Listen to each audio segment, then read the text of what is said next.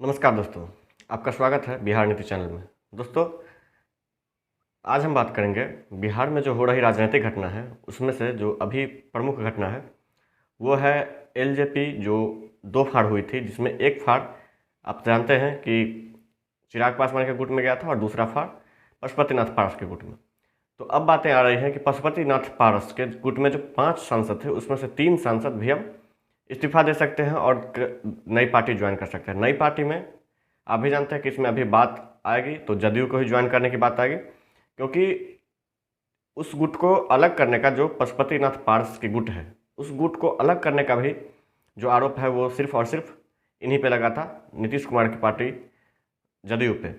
इसमें महत्वपूर्ण भूमिका बताई जा रही थी कि लल्लन सिंह की भूमिका है, जिन्होंने चिराग पासवान से वो बदला लिया जिस बदले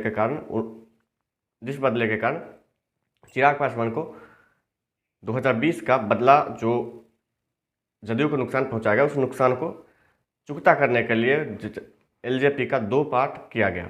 अब इस पार्ट में क्या बात है दोस्तों कि दरअसल अब बात आती है कि आखिर क्यों एक बार फिर से 2 पार्ट होंगे। 2 पार्ट होने का 2 रीज़न है। पहला रीज़न ये है दोस्तों कि अभी जो वर्तमान एलजेपी जो है, राष्ट्रीय लोक जनशक्ति पार्टी जो है, जिसको की लीड अभी पशुपतिनाथ पारस कर रहे हैं, उसमें उसको पूरा का पूरा सपोर्ट एनडीए में रहने का था, वो था नीतीश कुमार का। और नीतीश कुमार अब की पार्टी जदयू अब एनडीए से निकल चुकी है। इस नाते अगर बीजेपी के साथ रहना है तो बीजेपी के साथ अगर वो एनडीए में रहेंगे तो बीजेपी भी जानती है कि उनको अब कोई फ़ायदा है नहीं। और वो क्योंकि अगर बात करें तो चूँकि बिहार में अगर पार्टियों की बात करें, दल की बात करें, तो दल में तो लोकतंत्र है नहीं, दल में तो राजतंत्र है। और चूँकि राजतंत्र है तो जो राजतंत्र के हिसाब से जो वोट रामविलास पासवान जो बना के गए थे वो वोट को पूरा का पूरा शिफ्ट हो गया चिराग पासवान के पास। तो उस वोट के मालिक तो हो गए चिराग पासवान। पशुपतिनाथ पारस एक भाई थे जो कि भाई के मतलब रामविलास पासवान के वोटों के ऊपर कूद रहे थे और वो उनके ऊपर जीतते थे। और एक समय आया जब रामविलास पासवान नहीं रहे तो उनके जगह केंद्रीय मंत्री बनने के लिए उन्होंने एलजेपी को 2 फाड़ किया। अब 2 फाड़ करने में ये हुआ कि 5 सांसद जहाँ थे तो उनको मंत्रालय मिल गया, चिराग पासवान अकेले पड़ गए और उनको कोई मंत्रालय नहीं मिला। क्योंकि चिराग पासवान ने जदयू को नुकसान पहुंचाया था, उस नुकसान को पहुंचाने के लिए एक जिद के कारण जो एलजेपी जो रामविलास है उस एक जिद के कारण उसको कोई मंत्रालय नहीं दिया गया एनडीए में, और उसके जगह जो मंत्रालय था वो पशुपतिनाथ पारस को दिया गया। अब इससे क्या होता है दोस्तों वो आप देखिए।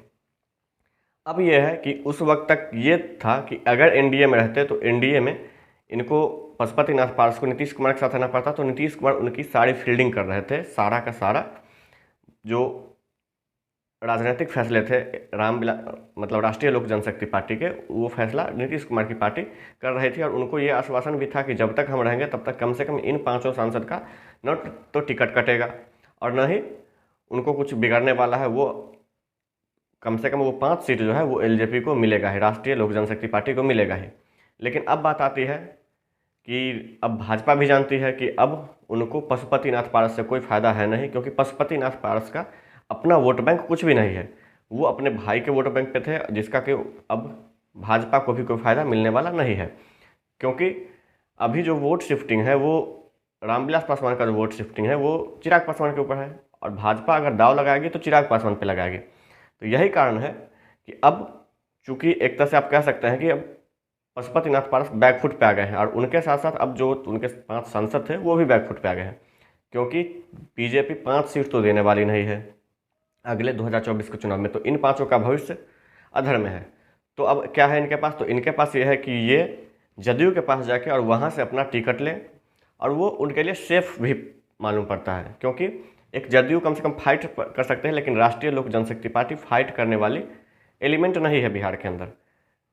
और चूँकि भाजपा जानती है कि उनको वोट जो 2-4 हैं वो वोट सिर्फ और सिर्फ चिराग पासवान ला के दे सकते हैं। तो भाजपा अभी चिराग पासवान बोल रहे हैं कि मैं न्यूट्रल हूँ, ना मैं महागठबंधन के साइड हूँ, ना मैं इनके साइड हूँ, भाजपा के साइड। लेकिन सच्चाई ये है कि चिराग पासवान अभी भी सिर्फ और सिर्फ मोदी के सहारे हैं, और मोदी के मंत्रिमंडल में वो जगह चाहते हैं। मंत्रिमंडल में जगह तो नहीं मिलेगा, लेकिन 2024 के चुनाव आते आते कहीं ना कहीं चिराग पासवान बीजेपी से जाके सटेंगे, क्योंकि बिहार में अब बीजेपी के पास कोई गठबंधन पार्टी नहीं है। तो एक छोटा सा जो दलित वोट है उसको एक्वायर करने के लिए बीजेपी चिराग पासवान को लेगी, न कि पशुपतिनाथ पारस को, क्योंकि पशुपतिनाथ पारस के पास बिहार में कोई वोट बैंक नहीं है। तो यही बातें थी जिसके कारण कि अब चूंकि इन तीनों सांसद को अब लग रहा है कि एलजेपी राष्ट्रीय लोक जनशक्ति पार्टी के पास न तो वोट बैंक है, ना ही उनके पास कोई लीडर है और ना ही कुछ है। तो और इसी नाते भाजपा भी अगले चुनाव में उनको न तो सीट देने वाली है और न ही उनको कोई टिकट मिलेगा, और उसी टिकट को लेकर वो शिफ्ट होना चाहते हैं जदयू के पास, क्योंकि भाजपा में उनके पास कोई विकल्प अब नहीं रहा है। तो और चिराग पासवान के पास वो जा नहीं सकते हैं कि चिराग पासवान को छोड़ के आए हैं, तो अब उनके पास एक ही सेफ साइड है, वो है जदयू। तो वो लोग जदयू इसीलिए ज्वाइन करने वाले हैं ताकि वो 2024 के चुनाव में अपना राजनीतिक भविष्य बरकरार रख सके। बाकी इनका कोई मोटिव नहीं है, वो अपने भविष्य के लिए ऐसा कर रहे हैं। अब बातें आती है कि पशुपतिनाथ पारस का क्या होगा। तो पशुपतिनाथ पारस और प्रिंस राज, इन दोनों के कारण ही वो पांचों एमएलए अलग हुए, एमपी अलग हुए थे, जो कि अब पॉसिबल नहीं है। तो पशुपतिनाथ पारस को भी और प्रिंस राज पासवान को भी अब बीजेपी धक्के मार के एनडीए से बाहर निकालेगी, और इनका कोई भविष्य नहीं रहेगा। अगले चुनाव में न तो ये चुनाव लड़ेंगे, और चुनाव भी लड़ेंगे तो ये जीतना क्या भी इनका भी कोई चांस नहीं है, क्योंकि जो वर्तमान दोनों सांसद हैं, चाहे आप समस्तीपुर से प्रिंस राज को ले लें, चाहे आप हाजीपुर से इनको ले लें पशुपतिनाथ पारस को, इन दोनों का कोई वर्क नहीं है, उन दोनों का कोई जनता में कोई इम्पैक्ट नहीं है, इन दोनों का कोई ग्राउंड वर्क नहीं है। तो कोई ना वोट बैंक है और ना ही कुछ बातें हैं। हालांकि चिराग पासवान के भी वोट बैंक नहीं है अपना वोट बैंक, उनके पास बस यही है क्योंकि राजतंत्र है पार्टियों के अंदर, तो वो फादर के वोट पे ऑटोमेटिक बेटे का अधिकार हो जाता है। यही कारण है कि उनको सिर्फ सीट मिल सकता है, लेकिन उनसे आप ये उम्मीद नहीं कर सकते कि ज़्यादा सीट मिलेगा। 2 सीट पे उनको संतोष करना पड़ेगा, 2 से 3 सीट में, और 2 से 3 सीट में वो खुद अपना सीट सिक्योर रखना चाहेंगे, क्योंकि नेता हैं, जब तक सत्ता नहीं, जब तक चुनाव में जीतना नहीं, तब तक तो इनका भविष्य खत्म है। यही कारण है कि और चिराग पासवान भी इसी मौके के इंतजार में है कि कब एलजेपी जो राष्ट्रीय लोक जनशक्ति पार्टी है उसको भाजपा धक्के मार के निकाले और वो कब वहाँ जाके चिपक जाए।